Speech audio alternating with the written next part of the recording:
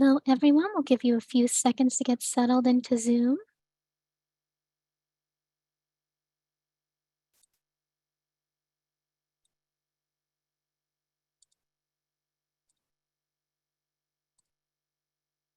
Thank you all for joining us today.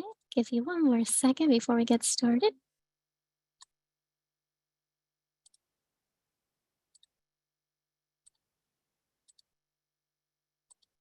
Okay, so hello everyone, and welcome to the Women Connect virtual event on creating psychological safety in the workplace. I am Marisa Brown, the Manager of Diversity and Inclusion with the Manufacturing Institute.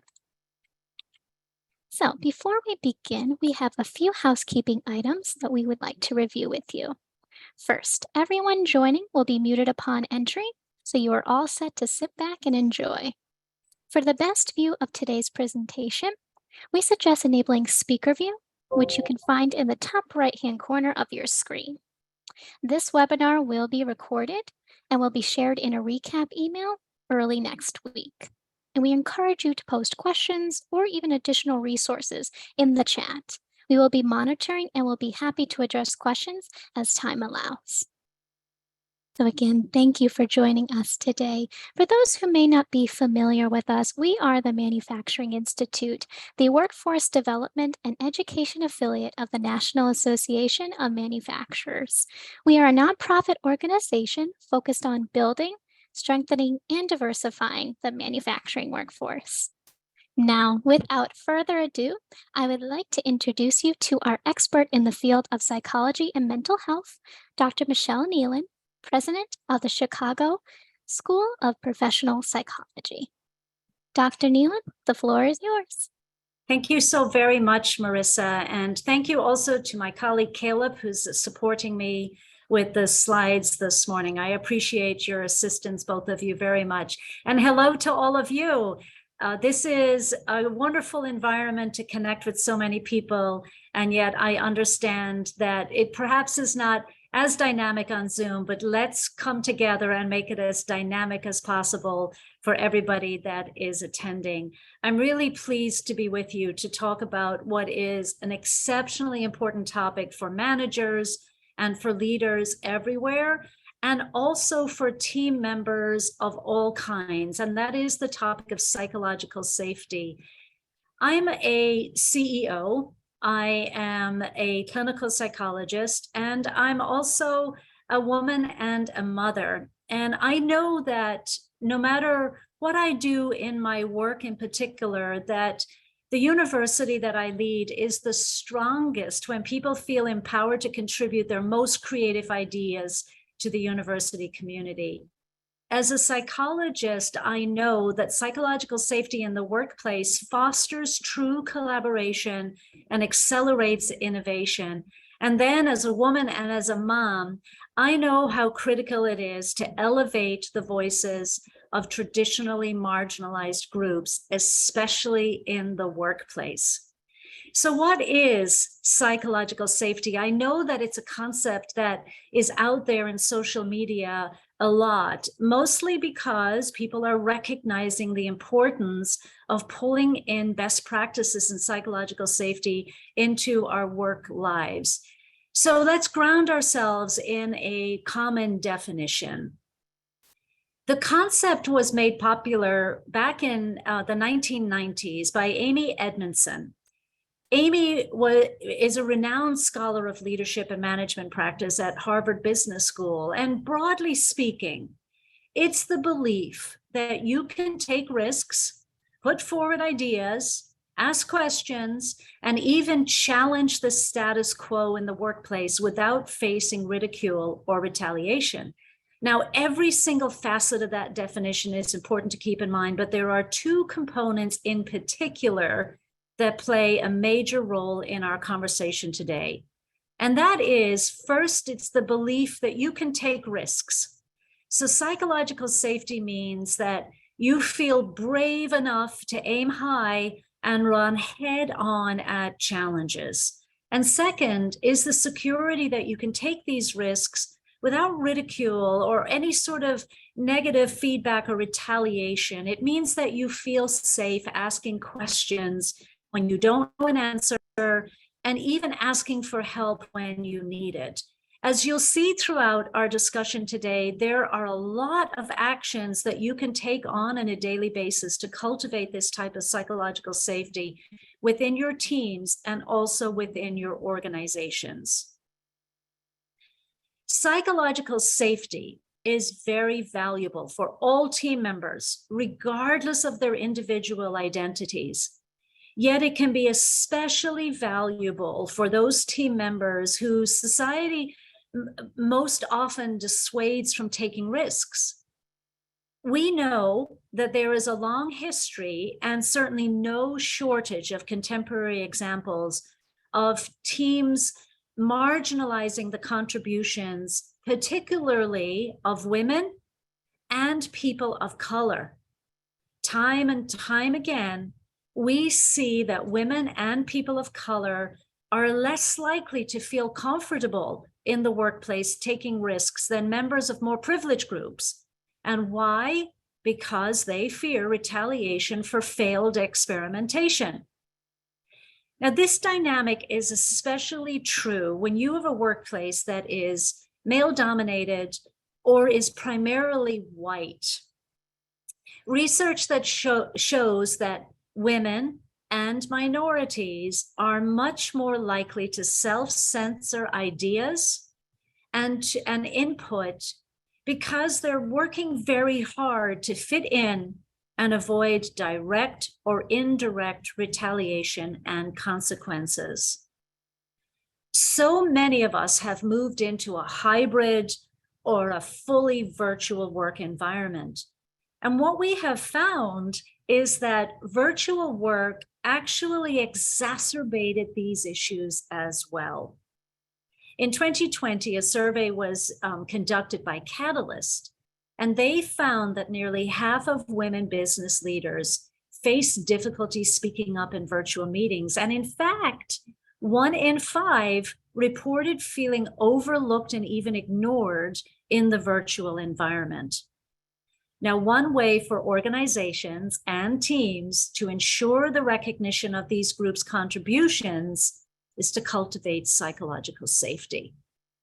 So before I go into talking about that, let's talk about why. I hope that's always a question that anybody ever asks when we start talking about these basic principles and best practices. That's why should we worry about it? Why should we bother? Why should we extend resources to this at all? Well, psychological safety is meaningful for team members from all types of backgrounds. So yes, I have belabored so far that it is especially meaningful for those from traditionally marginalized backgrounds. However, we know that for teams and organizations to thrive, that the work environment has to be meaningful for every single team member that is at the table. So to dive in deeper, what are those benefits for any team? Well, first, when you have an organization that has embraced and advanced psychological safety, it helps foster a culture of true inclusion. To be truly inclusive as a team or as an organization, it's not sufficient just to have a diverse group of people at the table. That's a start, but it's not sufficient. We need to have diversity in thought as well. I always give the example that we are actually making strides for, in many cases, perhaps not fast enough or not meaningfully enough, but we are making strides in elevating the conversation about diversity in our societies, in our communities, in our workplaces, and so on. Yet inclusion is much more than bringing diverse individuals to the table. So the example I always give is that diversity is about opening up the front door of your room and inviting a group of diverse individuals into your living room. But inclusion is when you actually invite them to reorganize the furniture in your living room, and you sit down and welcome the new environment that you are in. Everybody needs to feel empowered to bring their full selves to work. And they also need to feel empowered to contribute their ideas rather than always agreeing with the majority. Psychological safety also helps increase productivity and creativity as well. Now, I know all the managers and leaders in the room, their ears start perking when you hear the words productivity and creativity. Well, a psychologically safe workplace increases both. Google studied high-performing teams and found that feeling secure enough to contribute was by far the most common feature of high-performing teams. Now, this is not that surprising, because since the very nature of innovation requires that team members feel safe enough to take risks and pursue unconventional ideas, why would it be surprising that productivity, creativity, and innovation thrive under these circumstances? And then lastly, psychological safety helps increase employee retention. Extremely important, always even more important in this post-COVID world that we're living through, because we know that employee retention has become, in general, an issue for so many organizations. As you know, employees want to stay on teams, and they do want to stay at organizations that value their unique perspectives and empower them to take risks. Now, that's important for every generation. It is increasingly important for the Gen Zs and for the millennials in our workplaces. Psychological safety is essential for fostering success in any team environment. However, achieving psychological safety, it's far from a simple one-step process. Instead, organizations have to progress through 4 levels of maturity. Now, a wonderful book for anybody that is interested beyond this hour together to read and really become familiar with these stages is a book called The 4 Stages of Psychological Safety, Defining the Path to Inclusion and Innovation. And it's by Dr. Timothy Clark. And I'll make sure that Marissa has all the references that I mentioned here so as that you can follow up and read as your interest allows. But Dr. Timothy Clark argues that there are 4 stages of psychological safety at work. And they are inclusion safety, learner safety, contributor safety, and also challenger safety. I'm going to go through every one of these for you as an introduction. Yet if your team or your organization is really invested in not only understanding conceptually what these stages are, but really interested in digging deeper into how you implement them, you absolutely have to invest in more work as a team and as an organization to get you there. But for today, let's go through what these stages mean. So the first stage, inclusion safety, is without doubt the most foundational stage. In this stage, you will know that your organization has reached inclusion safety when employees tell you that they feel a very basic connection and belonging with their team and the team's culture. I want to say that again because it's very important to understand those 2 things in there. These are employees that will tell you that they feel they belong with and to their team.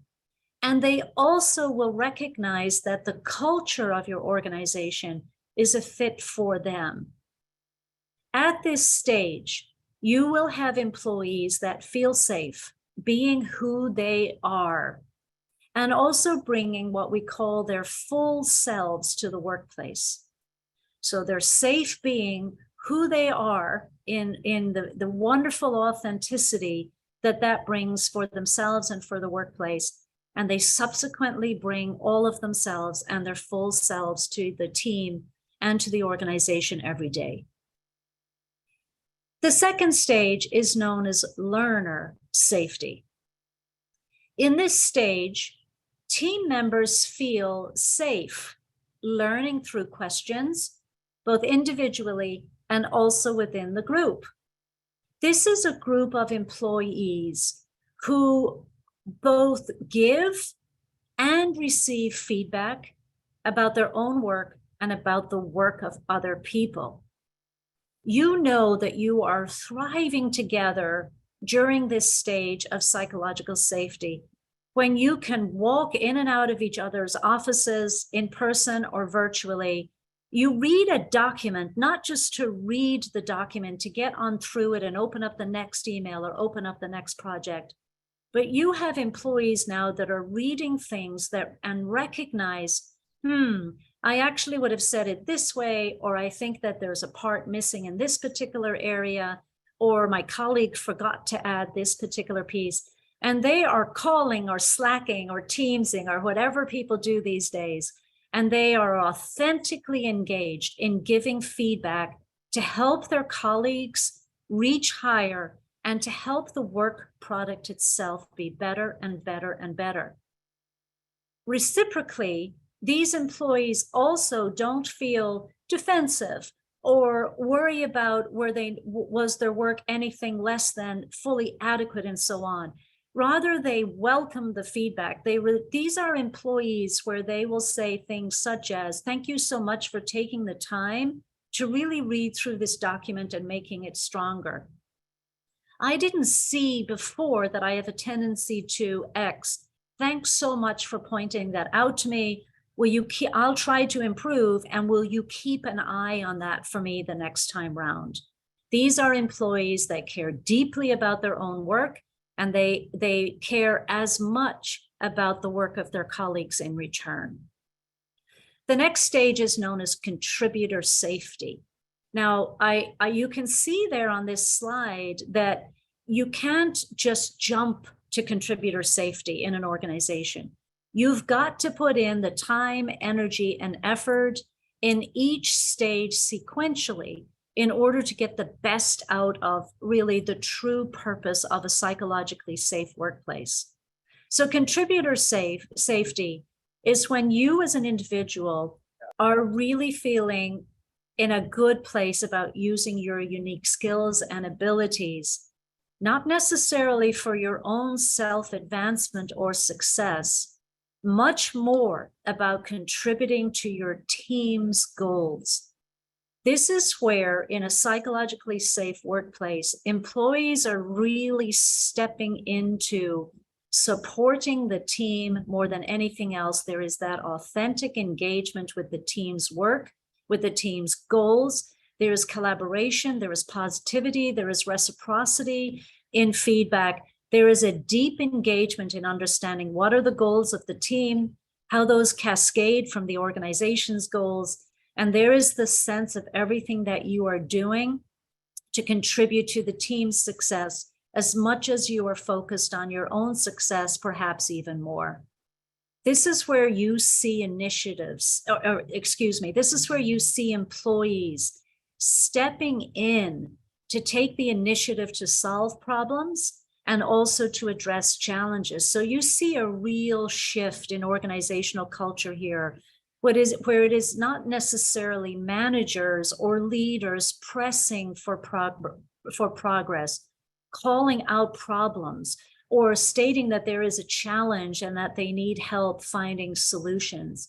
This is where teams move into being proactive rather than reactive. It's where you see teams moving into engagement in a truly strategic way, rather than just focusing on the day-by-day tactics of either their work or the work of their team. So to reiterate, they are taking initiative to solve problems and to address challenges. This is where you have individuals and teams coming forward to say, we've recognized the following, we have potentially a solution, we think that this would be better, more impactful, there would be a better outcome if we considered it this way, can we give it a try?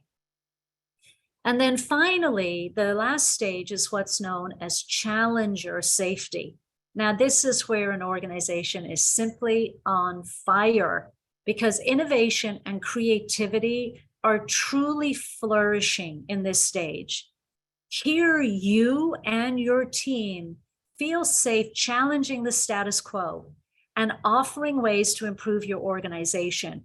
You're bringing your own unique insights to the table. You're challenging what has been the conventional wisdom in the organization, and you're even challenging in a really constructive, not a contrarian way, that things have always been done. So as you can see across these 4 stages, psychological safety is a very, very dynamic concept, and it can evolve with very careful cultivation, but it can also regress without a sincere organizational and team commitment to its maintenance. So how do you get there? How do you cultivate an organization that has psychological safety in its DNA?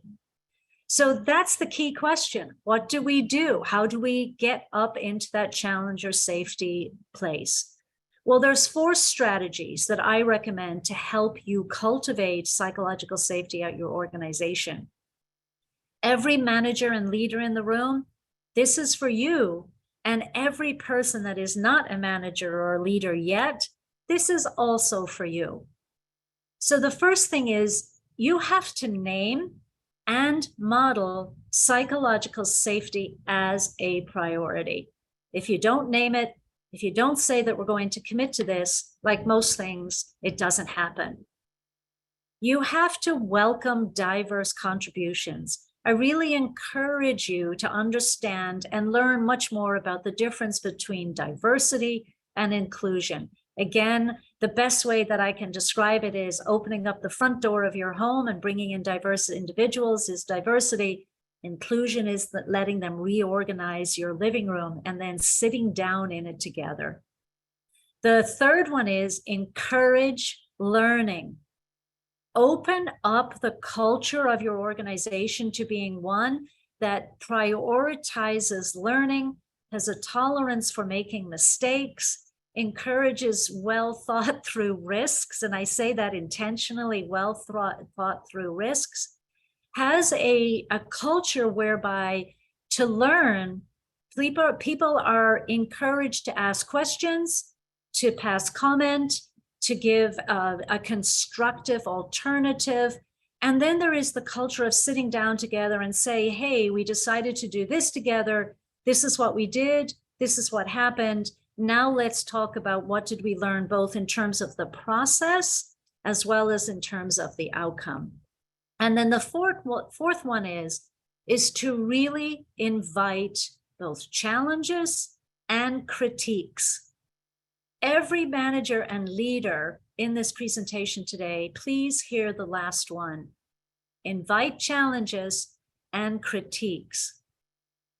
For every person in this room, in this Zoom meeting today, regardless how you identify in terms of your gender identity, we no longer can think about just how women do things and how men do things. We've become much more diverse than just thinking about ourselves as, well, men in the workplace do this and women in the workplace do this. So regardless, we do know that for some, inviting challenges and inviting critique is easier than for others.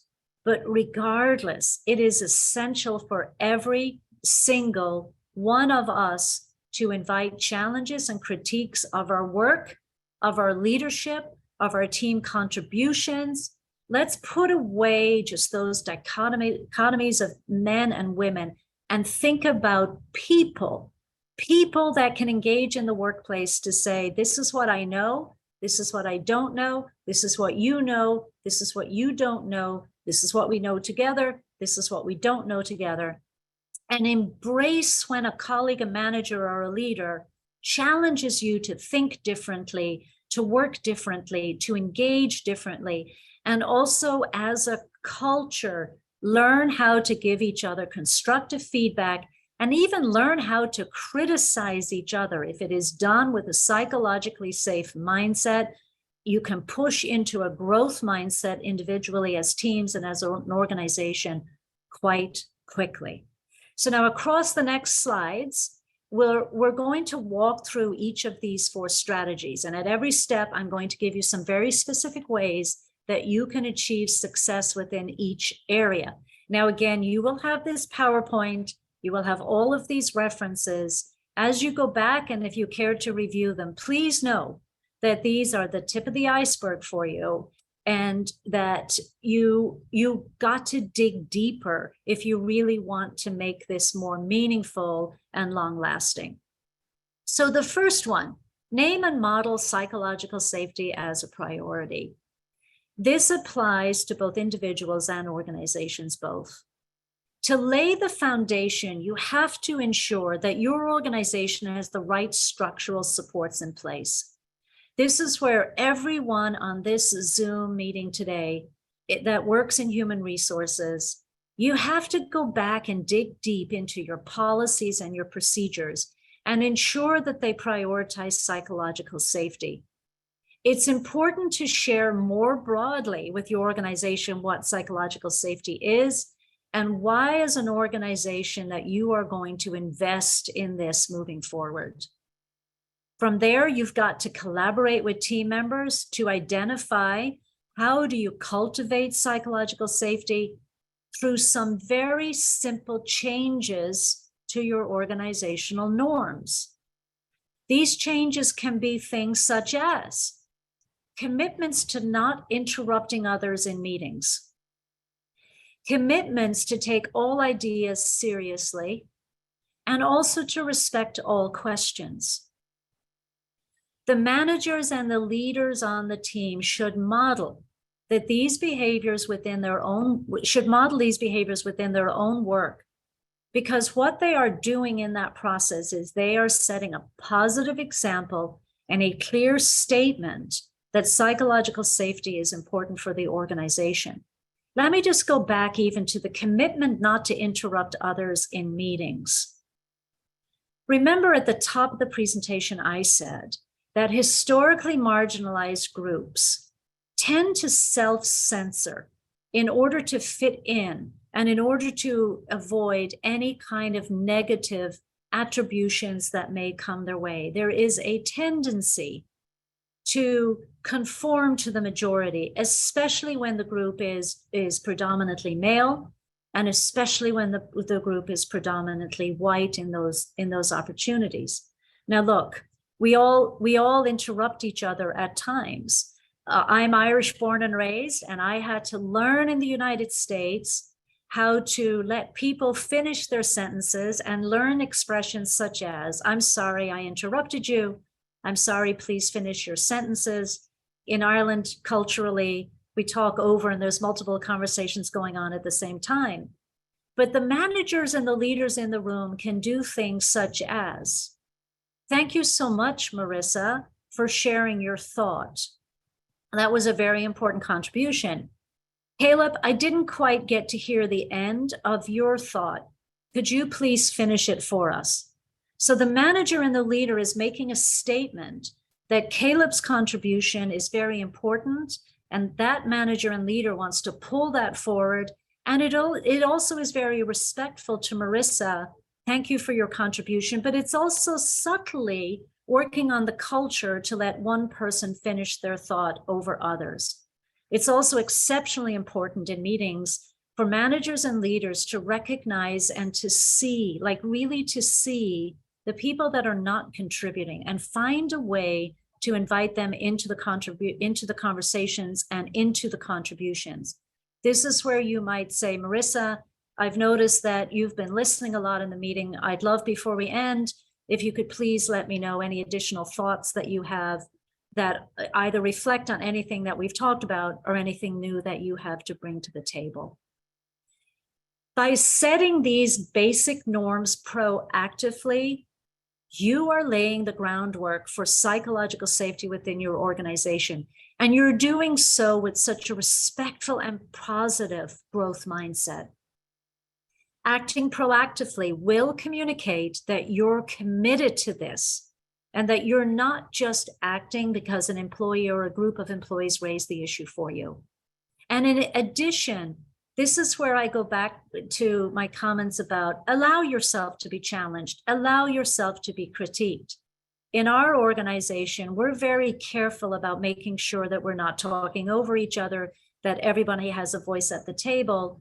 So on those occasions where somebody may talk over or interrupt and so on, we give ourselves the permission to say things such as, Caleb, hang on just a quick second, you interrupted Marissa, let's let her finish. Caleb's not feeling defensive, he's not feeling disrespected. Why? Because this is a norm that we have established, and we're putting that in place because of this reciprocal respect and commitment to psychological safety that we're working to elevate. So second, as leaders, we have to intentionally welcome diverse contributions from our colleagues. We have to intentionally welcome diverse contributions from our colleagues. And I will belabor that for millennials and the Gen Z generations, they are very proud about having new, innovative, and diverse contributions that they want to bring to their workplace. And they will not stay if they do not believe that their diverse contributions are welcomed in the workplace. They feel empowered about having something important to contribute. And the more diverse and inclusive that it is, the better. It's also true in complex organizations where it can become very easy to rely on input from just your closest colleagues. So it becomes really important when you're in a complex organization, and especially when there maybe are perceived hierarchies of power, or the locus of control is in a particular place in those organizations, to reach out beyond the closest and indeed the most convenient and trusted colleagues that may be an office next to you or the office one over. It's important if you want to authentically pull in diverse contributions from your colleagues, you've got to get out there and set an inclusive decision-making process in place.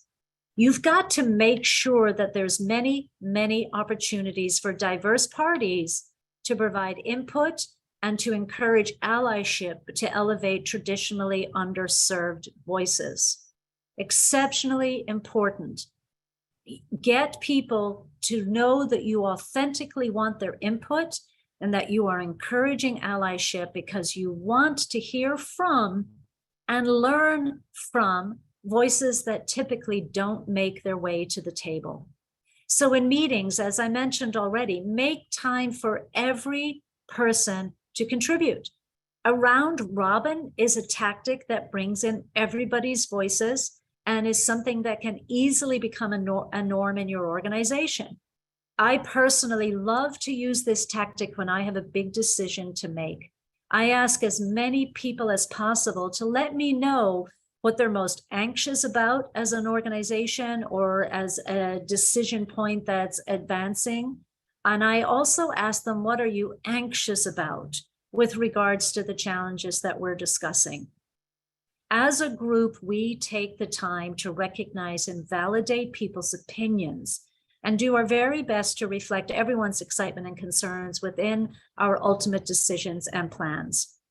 At the Chicago School right now, we're going through a major change management initiative, and we have spent hours upon hours upon hours upon hours through as many forums, mediums, focus groups, emails, employee portals, really inviting feedback, input, and then bringing back to people, here is the unfiltered, uncensored feedback that we've received, and very importantly, closing the loop on people's opinions in terms of what you're going to do with those opinions as you move forward.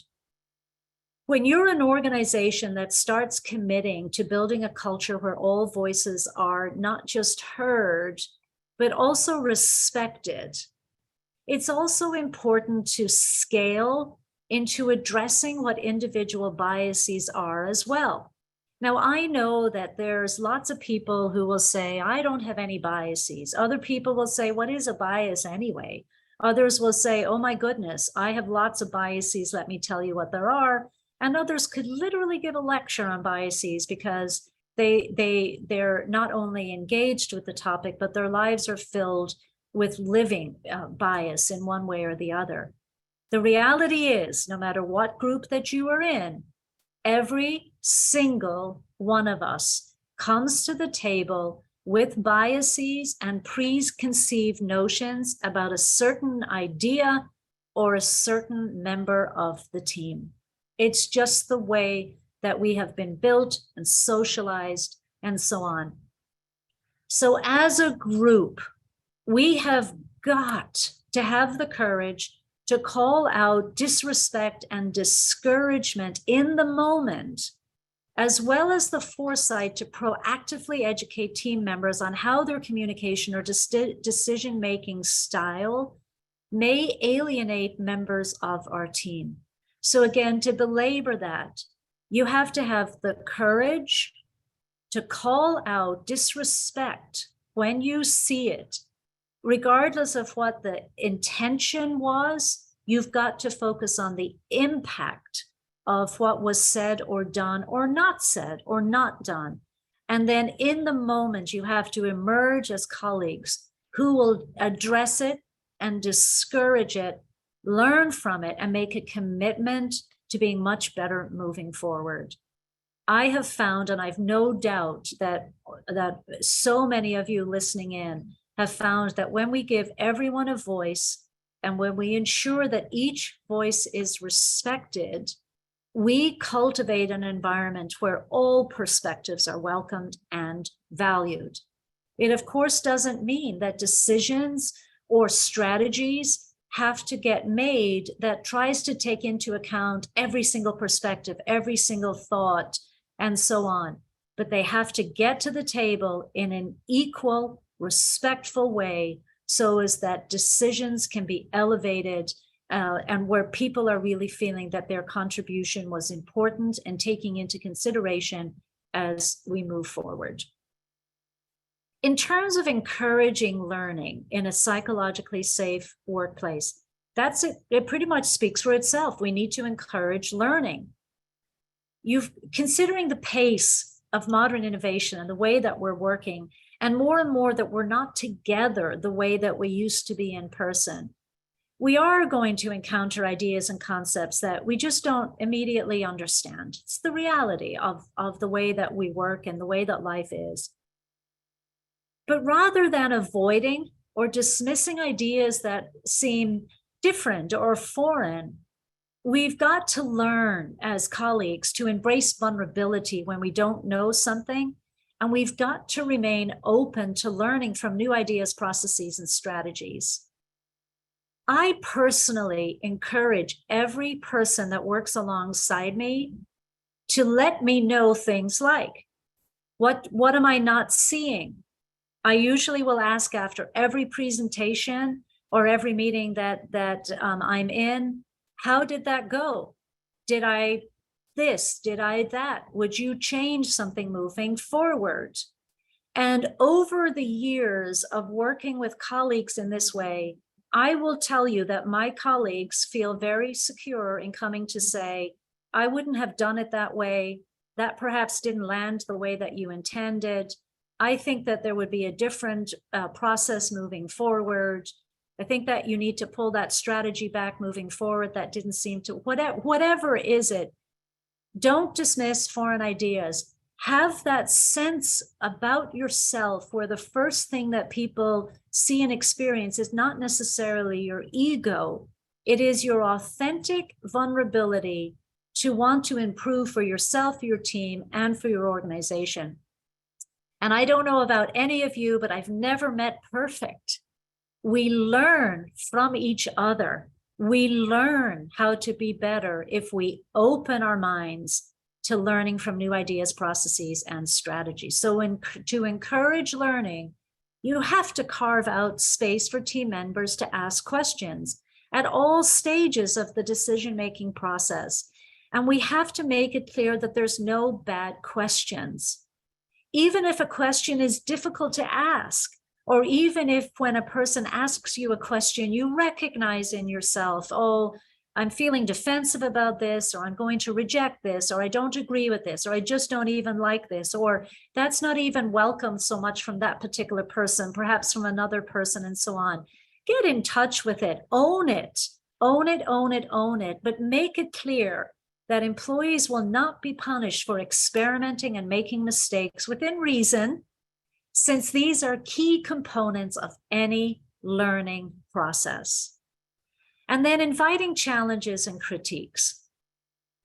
Building on the idea of vulnerability, we have to invite challenges and critiques to improve our organizations. We've got to seek feedback from a range of audiences and stakeholders, not just those who are the most likely to agree with us. In fact, I regularly, even personally as a CEO, reach out to people that I know are going to give me a diverse or even a contrarian idea or point of feedback, because it's important.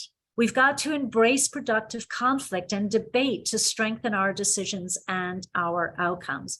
If we ever come to the table just feeling that sense of confidence that we know everything, that we know the ways to move forward without embracing the true sense of individuals and teams, sure, we might be able to proceed, but we will be strengthened, as will our organization, when we embrace the vulnerability within us to invite challenges and to invite critiques.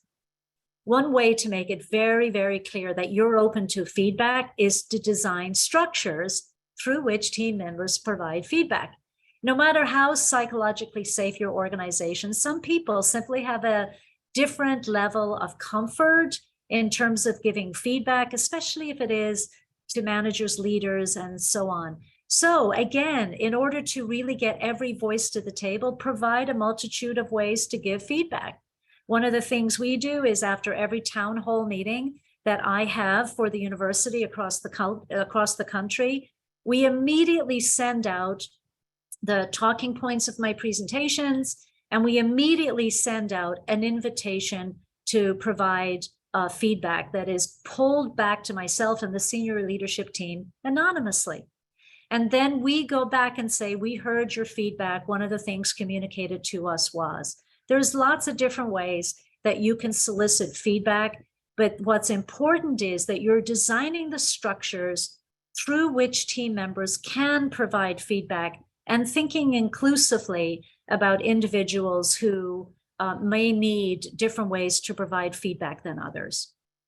So obviously, Q&A during team meetings is great. Not everybody is comfortable asking questions during team meetings, especially if their questions are contrary to the majority thinking in the room.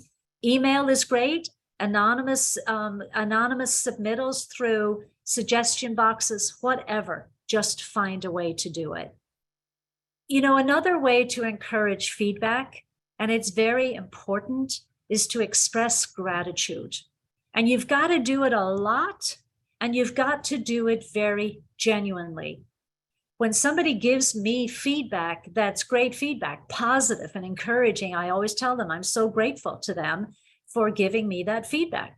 If somebody gives me feedback that suggests I didn't do things optimally or that landed poorly with them, whatever, I tell them as well, I am so grateful that you took the time to let me know how you experienced or what you thought or what you think might be a different idea. It's got to be genuine. You know that. We can see through a lack of when someone is more performing rather than really being authentically genuine, we pick it up. We pick it up instinctively and very quickly. So be genuine. And I do that regardless of the stakeholder, whether it's administrators, whether employees, whether it's faculty, staff, students, alum.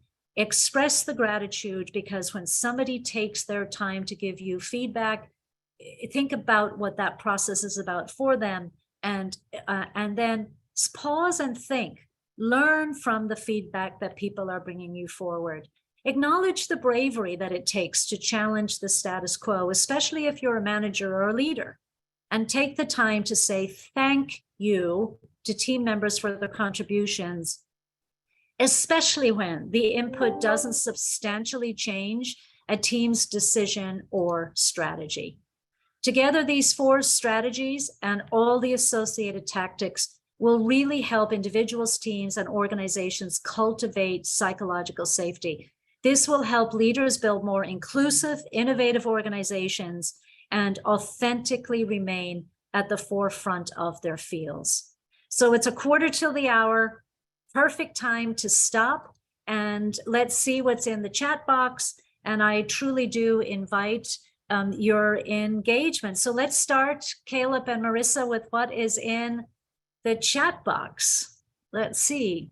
Well, actually, I think everyone's digesting this valuable information. We haven't had a question yet, but let's give it a few seconds and see if we get some more. Great.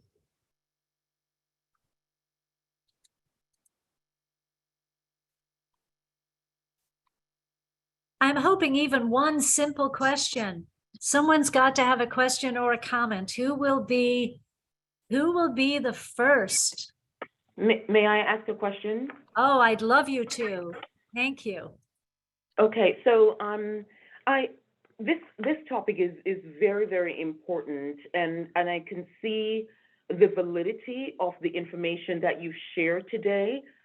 But in an organization that continues to promote leaders, right, who are more transactional, you're asking them now to be leaders who are more thoughtful and more transformative.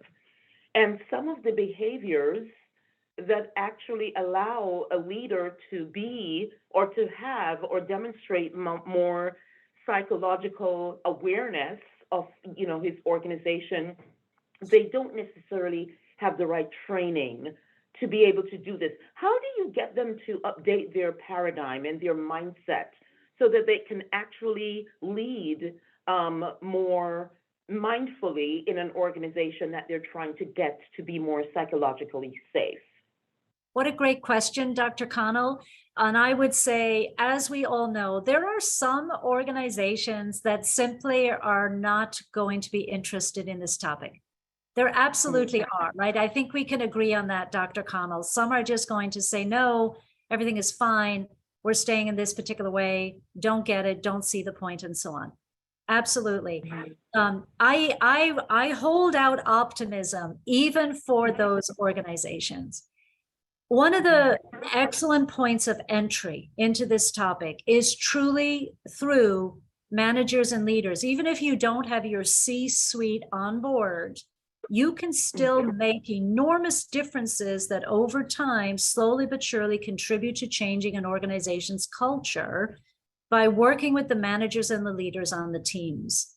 This is where you can, even starting with your own team, there is tremendous benefit even to one individually team saying, you know what, we actually like this concept. Let's absolutely jump in and implement this concept for ourselves. And then try to find like-minded managers, leaders, allies across other teams and invite them into what you are doing, either in an informal or a formal way. The other thing that is really important, the Human Resource Office is truly a resource office. Employees can partner with the human resource officers to say, this is something that we're interested in. How do we engage as an organization to bring this into our organization? Can you support us? You can request trainings inside your organization. You can get out if you have, moments where employees have brown bag lunches and so on. My point here, Dr. Connell, is that there's multiple points of entry. I will say that there definitely are leaders that are never going to want to move out of the comfort zone that they are. However, generationally, societally, we're changing.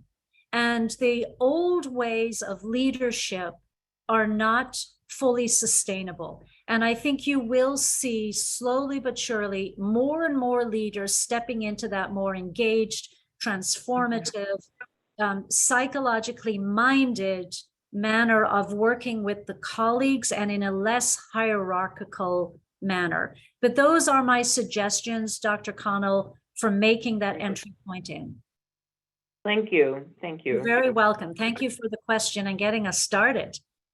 Well, the floodgates have opened. So we'll start with, what if you try something and it doesn't land well? What do you suggest? You acknowledge it quickly.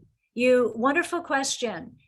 You quickly say, that didn't land well. There seems to be a lot of different feelings or thoughts about this.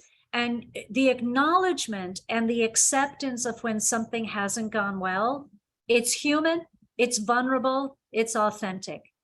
What's very important to do is not leave it there. Sit with people and say, this was my intention. I'm now hearing from you that this is how this was received, and this is what the impact of this is. Let's talk about both of those things.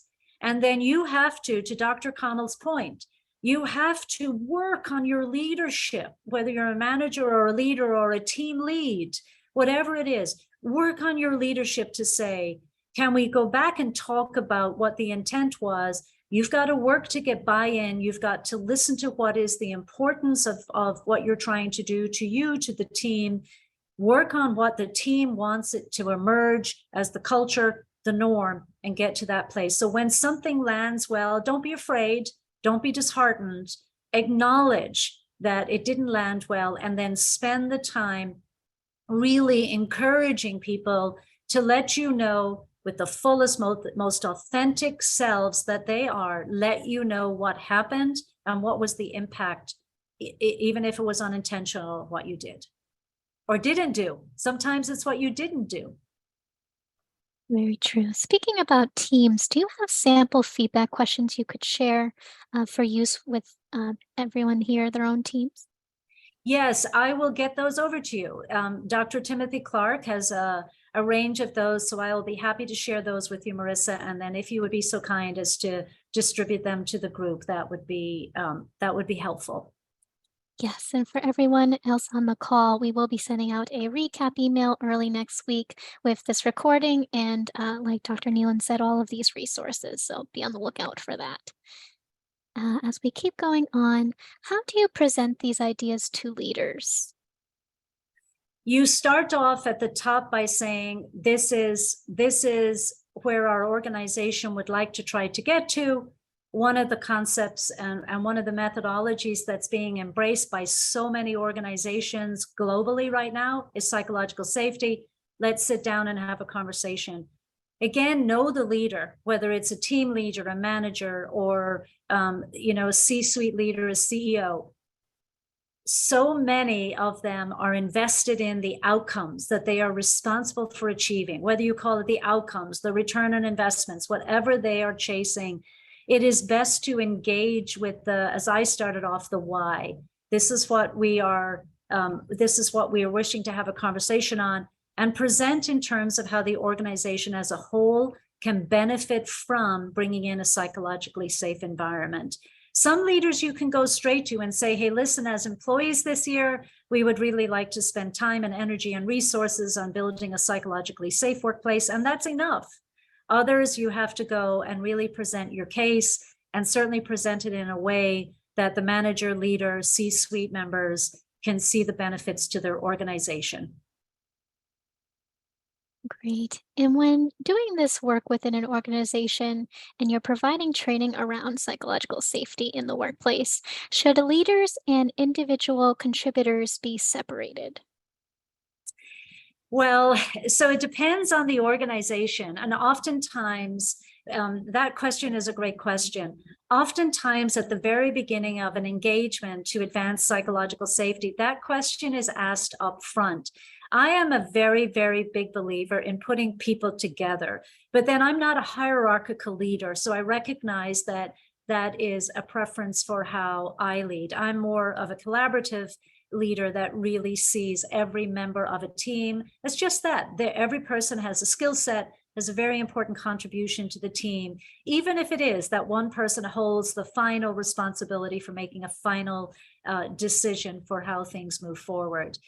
When you enter an organization to bring in this concept, it really, you take time to find out how the organization currently functions, what would be the best and most successful point of entry, whether it's to meet with individuals, by groups, teams, structures, and so on individually. But then you will want to find a way to really bring people together, whether it's cross-functional, whether it is through the different layers of responsibility, and so on, because that's ultimately the goal at the end of the day. Thank you. And I think you did touch upon this just a little bit, but at what stage of your DE&I journey do you begin educating on this topic? Now. Again, as I said, very top of the hour, we have to recognize, regardless of what our individual differences are, that some people have been historically marginalized. And that is a responsibility for all of us. And we have to recognize what we do and what we do not know. I gave this example a while ago. I'm a woman and I'm an immigrant to the United States. And until I became more thoughtful of this, I used to just say something like, for all women. And then I said, well, that's just not good. Diversity, equity, inclusion, and belonging, understanding, and contribution, because I'm a white woman living in the United States. I am not a woman of color living in the United States. So there are some similarities amongst all women, and then there are some just not similarities. So if I perpetually sit in a meeting and just say, as women, I'm demonstrating that I don't understand inclusion in its fullest sense. So the reason I say now, Marissa, that's just an example. It's a personal example, something that I've recognized that I've made an error in the past. And I work very, very hard both to correct it as well as to talk openly in this particular way. So the very beginning of diversity, equity, inclusion, and belonging work, we want to be able to understand that inclusion safety is the very first layer, and we've got to start there and do the deep work that we have to do. The other one that I'm really working on diligently right now as well is really trying to be much more neutral in my gender pronouns. So I'm much more careful to say they, hello everyone, and so on and so forth, to improve the language and the inclusion that I am inviting. And then really always asking feedback if I stayed with the intent that I was. So Marissa, as early as possible, because these are the things that we do and say or don't do and say that someone in the room is listening to what you're saying and how you're saying it, and they are then less willing to bring their full, authentic self to the table. And I saw a person just pop up here that said, I just wanted to mention that trans and disabled identities are also severely impacted by these topics. Black trans women are often the most marginalized by the status quo. Thank you very much for sharing that, because we are more and more responsible for getting this awareness out there and pausing quickly and identifying it and saying, yes, I hear that now too. Thank you. I think a lot of the final questions, I know we're gearing up to the last few minutes here, and maybe this can be in the follow-up recap as well, but there's a lot of folks asking about the different stages and, how to get all the way to the challenger stage. Is there sort of maybe perhaps the book details how the different steps look and how can be implemented? Would you say Yes, that's best yes, absolutely. Sorry, Marissa. Oh, that's okay. See, I just quickly interrupted you, rushing to my answer. I'll pause and make sure that you had completely finished your thought. I appreciate that. Putting it into practice. There we go. Yeah, thank you very much for being so gracious. So yes, that book that I mentioned and that Marissa will get out to you in the reference is an excellent resource. In many ways, it's a reference book in and of itself. And really, the first part is really understanding what psychological safety is, really organizing, mobilizing people to make a commitment, and then slowly but surely, and have fun with it too, slowly but surely, learn what each stage is, learn about the tactics that support advancement in a stage and between the stages and through the stages, and keep at it, keep at it, and keep at it. You, of course, can have somebody come in and do that work for you as well, which can have benefits. Also to have an outside person do that, but it's a wonderful, wonderful reference. It's truly a tabletop reference. Absolutely. Well, thank you so much, Dr. Nealon, for your time and your expertise today. It's absolutely my pleasure. I wish that I could have seen and met you all in person, but I'm truly delighted to know that you were there, and I hope I gave you some useful information today. Thank you, everyone. And yes, as we mentioned, we will follow up with an email. We'll check some of these questions and share all these resources with you. Hope you have a great rest of your day. Bye-bye now.